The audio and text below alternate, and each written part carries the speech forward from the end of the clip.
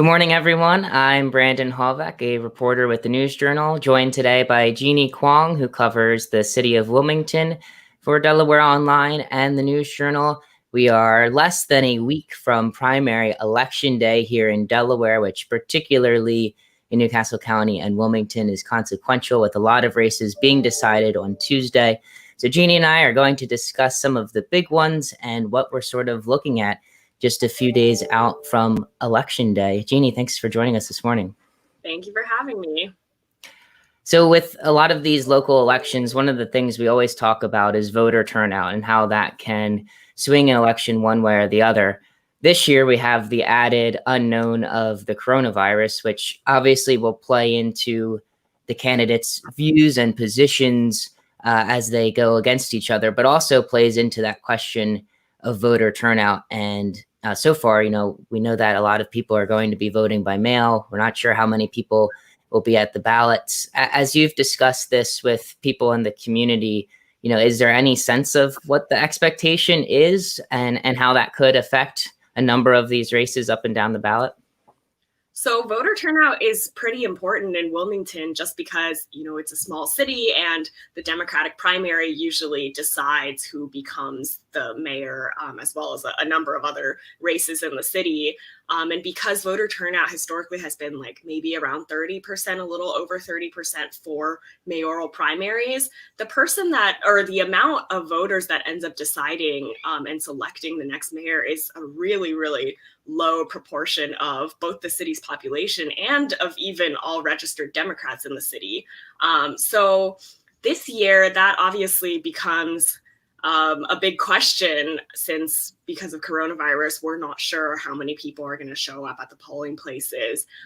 As of last week, the Department of Election had already received about 3,000 ballots from city voters. We don't know if everybody among those city voters voted in the mayor's race, but 3,000 ballots, that's actually more votes than Mayor Mike Przicki got winning the Democratic primary last time around. He got over 2,000 votes, and he only beat his runner-up by like 234 votes. So it's going to really come down to how many people turn out and the three candidates, how they're going to be able to get their supporters to come out. So that's kind of all a big question right now. So Jeanne's written a lot of different stories that you can find on DelawareOnline.com right now about the races. And one of them that I want to ask her about is called A Tale of Two Cities, about the mayor race between incumbent Mike Przicki, Velda Jones-Potter, and Justin Wright. And Jeanne, you kind of touch on this idea that there's different factions of the city that are behind each of these candidates, and whoever comes out of this race is going to have some work to do in terms of approaching a lot of these different reforms that people have been asking for, and doing so under what will probably be a restricted budget with the coronavirus pandemic. Can you talk a little bit about how these candidates kind of relate to that idea of a divided city and what they might be trying to do to draw support for this election? Yeah, so obviously Wilmington has a lot of inequities between neighborhoods. Despite being a small city, it's got a 25% poverty rate, and it's just, the neighborhoods are very close together, but there are really stark differences in, the quality of housing and the quality of life and the income level of the different neighborhoods. And so when Przicki won last time around, he got probably about half of his votes from his own neighborhood in the Highlands. There were also a number of Republicans who had switched over to the Democratic Party in order to vote for him last time around. He did actively campaign towards Republicans and independents as well. And so that's long, in combination with the fact that he was previously in charge of developing the riverfront, which is kind of like a luxury entertainment area. That's really driven a perception of the mayor throughout his 4 years in office as kind of not caring about some of the poorer, majority Black neighborhoods in the city. He obviously denies that he doesn't care about those neighborhoods. He's talked about the investments that the city has made in parks and recreational centers across those neighborhoods. But that's something that is very much being used as a cudgel by his opponents. Now, Velda Jones-Potter, city treasurer, grew up in the city. She's really pushing her roots in city neighborhoods. Similarly, Justin Wright is as well. And they're really pushing this downtown versus the neighborhoods idea. And I think that we are going to see a lot of kind of geographical divides in terms of who's supporting who in the mayor's race. And both of the opponents are pushing kind of an agenda that they say will better support those neighborhoods, whether through new city offices that specifically offer social services in the area. Velda Jones-Potter, in a debate that the Democratic Party hosted with the News Journal, she proposed the city underwriting mortgages for low-income renters to become homeowners for the first time in some of those neighborhoods.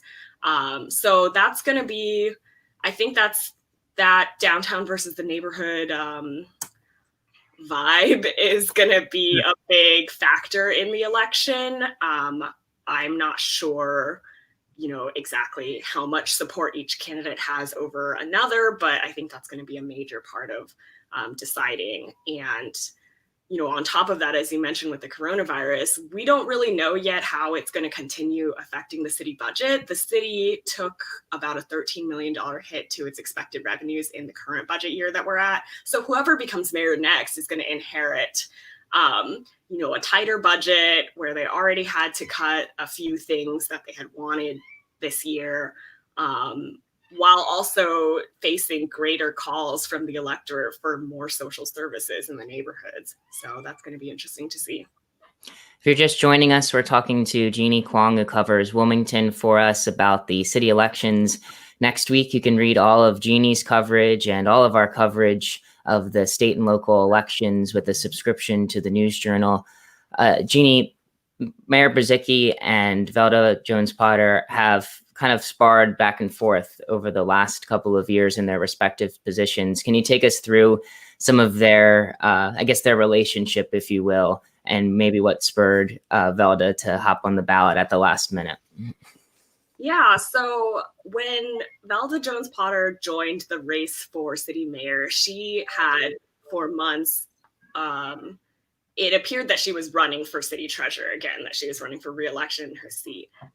After you file, there's a filing deadline in July for anyone who wants to run for office. And then a few days later is the actual deadline for you to switch or drop out of your race without having to, pay a fine or something along those lines. And so on that last day, the switching deadline, she switched along with several of her allies, all switched seats that they were running for. And so she switched to mayor, making this last minute big announcement. And so it seemed like maybe it was a surprise at the time, but I would argue that for a lot of people who have been watching city politics, it was definitely not a surprise at all, because she and Mayor Brzezicki, they're separately elected. They've been basically in a political feud for almost this entire term of office. A lot of it has to do with the scope of the city treasurer's powers in office. This is a dispute that basically landed both of them in Delaware Chancery Court. They're now in arbitration in that case, so I'm not sure exactly where it's going, but that was a big flashpoint where they were just arguing over the scope of the treasurer's authorities and how much she was allowed to step into things like payments that the city administration wanted to make. And that's been going on for all the years that they've both been in office. And it's also kind of extended really weirdly into these little public clashes that they've had. They've kind of put out competing press releases over who gets credit over a transparency website. And, she wanted to raise her, I think 1 year into office, she wanted a raise and the administration wouldn't put it in their proposed budget. Just little really petty things like that have kind of flared up every now and then that have revealed what's been going on every day that they've been in office. So it's definitely no surprise that she's been running against him, but it also plays into this overall downtown versus the neighborhoods narrative that I was discussing. And it plays into the idea that the mayor likes developers and likes development, and Velda is someone who really cares for the little guy in the city, and that's sort of, I think that the two, or that she at least has been using their conflict with each other and sort of using it in parallel with this overall sense of divide in the city. So it's definitely kind of a political feud that's being fueled by a feeling that there's a tale of two cities in Wilmington. And those two things are kind of feeding each other in this election.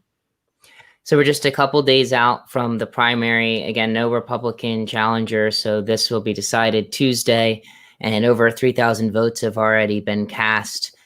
Jeannie, as we wrap up this section on the mayor's race, is there anything else that you're looking out for or will be monitoring over the next couple of days before Tuesday's primary? Yeah, so the candidates were all supposed to file their 8-day prior to the primary election campaign finance reports by last night. So we'll definitely be taking a look at how the candidates are receiving donations and spending on things like lawn signs and advertising throughout the race. Personally, I'm buried in mailers right now. So I feel like I know which candidates are spending the most money on advertising, but right. I'll have to take a look at those reports and see where the money is going and who's supporting who and who's backing who in the race. So that's something to take a look at today. Other than that, I think definitely Wilmington voters should keep an eye on the city council president race. Whoever becomes the next mayor, they're going to have to contend with who's in charge of city council and the makeup of city council. This term, city council has been pretty divided on, it's kind of split off into these two factions that at first it seemed roughly like, okay, some people support the mayor and city council president Hanifa Shabazz, who's seen as an ally of the mayor, and some people are against them. And as time went on, this faction line became more and more clear, and it's become more and more contentious in council. So during this term, Przicki has sort of blamed this divided council on blocking over and over again his signature legislative effort, the Blight Bill, which is a measure to hold property owners more accountable for the conditions of their properties. It's been through a lot of different iterations, and at first there was a lot of concern that the original version of the bill could allow the city to take low-income homeowners to tax foreclosure if they couldn't afford repairs to their homes because of the escalating fines that the measure would put on the property owners for not fixing up code violations. And then so they took out homeowners from the equation, and they were like, okay, we'll just let's just focus on, landlords and owners of vacant properties, which is a big problem in the city. But then now, that's kind of facing its own opposition. There's been lots of back and forth on that issue.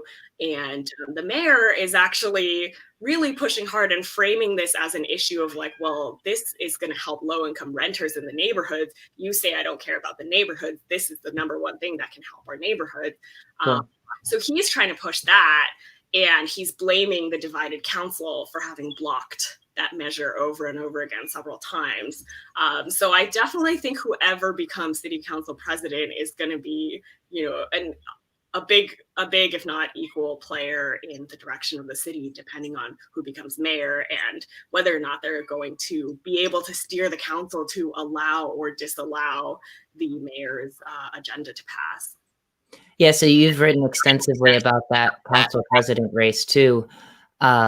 And again, you can find all of Jeannie's stories on DelawareOnline.com with a subscription. You have access to all of her stories and all of the other stories we're writing, and we'll continue to write over the next couple of days about these elections.